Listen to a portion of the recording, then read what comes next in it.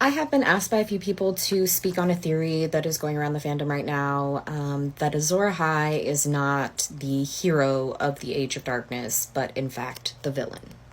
And while I think there are several variations of this theory, there is one specifically that suggests that the Bloodstone Emperor and the Amethyst Empress are Azor Ahai and Nissa Nissa, that they're the same story that were told and broken apart through different cultural contexts after the Age of Darkness.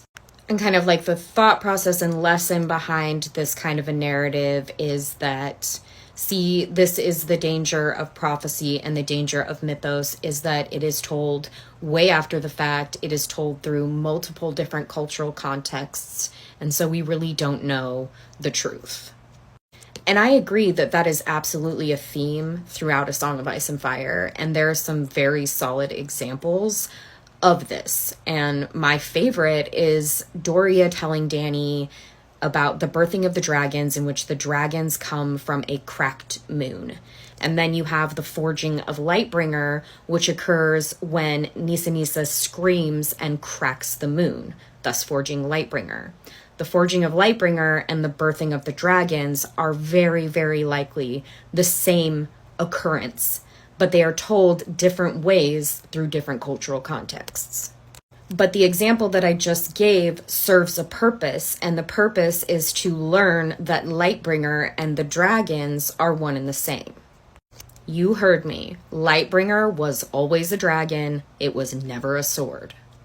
So going back to this theory and the purpose that I think the theory is meant to serve is that the forging of Lightbringer, Lightbringer being dragons, the birthing of dragons, was a result of the fucked up blood magic that the Bloodstone Emperor was doing, Azor Ahai was doing, after the murder of the Amethyst Empress, Nissa Nissa. Because what does this theory then do? If this was evil and this births Lightbringer, the dragons, then the dragons are also evil. And I think this comes from people arguing that George saying the others are the ice of the title and Dany and her dragons are the fire of the title. People say, see, Dany is just as bad as the others. Dany is as big of a threat to humanity as the others are. And so this theory in which Azor Ahai, Lightbringer, dragons are evil, are just as destructive and terrible as the forces of the other, then that obviously means that Dany has to be bad, right? Or that she's going to be a villain, that she's going to assuredly be a contributing factor to the destruction of humanity rather than the restoration of it. I also think that we've reached a point in this fandom where there are enough voices contributing that it's pretty well indisputable that in terms of the Azor Ahai returned prophecy, Dany fulfills the prophecy with the birth of her dragons. And I think that as it becomes harder and harder to deny that argument, people are now going to be looking for ways in which, okay, Dany is Azor Ahai, but here's why that's bad. And I think part of why some people find this theory intriguing who may not see all of the connections that I was just describing about how it positions Daenerys as inherently bad is that how is it not suspect that the hero of the story is this man who kills his wife? And I think that's a perfectly reasonable thought to have. If you are positioning Azor Ahai as the hero in this situation, which he's not. The hero in this situation was Nissa Nissa. He tried and failed twice to forge this weapon, and it is the third time when Nissa Nissa comes bearing her breast, which means she comes willingly. She makes a self-sacrifice that the forging of Lightbringer is successful. And it is because of the magic of Nissa Nissa's self-sacrifice that this is a weapon of light and hope and love. So this is not the story of a man murdering his wife or sacrificing his wife. This is the story of a woman surrendering her life force for the betterment of humanity. And that's the twist to the story that has happened over time because of in-world misogyny, is rather than the story being that Nissa Nissa was the hero that she was, it became Azor Ahai, her husband, is the hero of the story. I think this is likely because Nissa Nissa dies. It's her sacrifice that forges the weapon that then Azor Ahai, who I believe was the original Dragon Lord, was able to use to combat the darkness in her name.